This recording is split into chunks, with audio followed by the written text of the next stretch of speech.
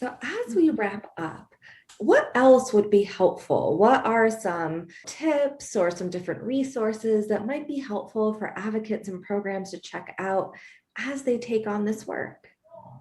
Yeah, oh my gosh, there's so much good information out there.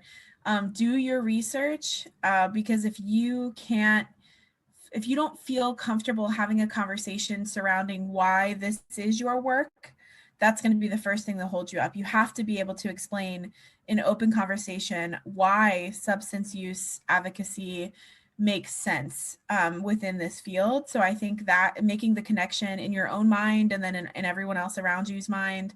And then I really like my go-to training technique for any survivor really experiencing anything is the cycle of change. I'm sure we've all heard of that, where the survivor is within that cycle, and then what could advocates be doing to help move them to the next cycle or make them feel comfortable in the cycle they're in. Or if they move back, if they, go from change into relapse and then they're starting all over, they're back in contemplation, like how do we normalize that fluctuation? So the cycle of change is my go-to. If you're not familiar with it, give it a Google. It's everywhere. It's certainly worth it.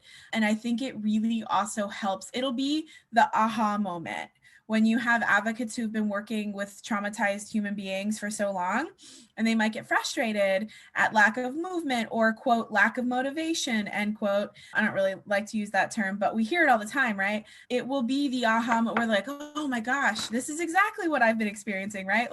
So I like to use that for anybody who's thinking about change. It's really beneficial.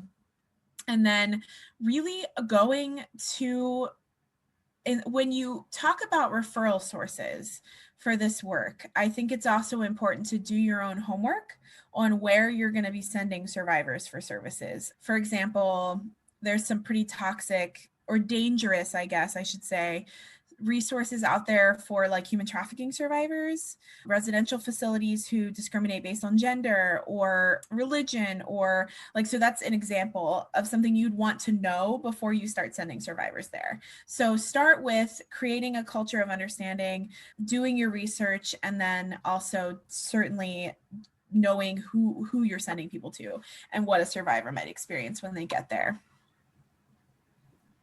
Excellent. Thank you so much, Katie. It's been so wonderful to talk with you today. I have just learned so much in hearing your experience and all of the amazing changes you've made over the past several years. And just thank you from myself and everyone watching this video for sharing your experiences with us, and everyone who's tuned in. Thanks for being on this journey. We're so glad that you're here.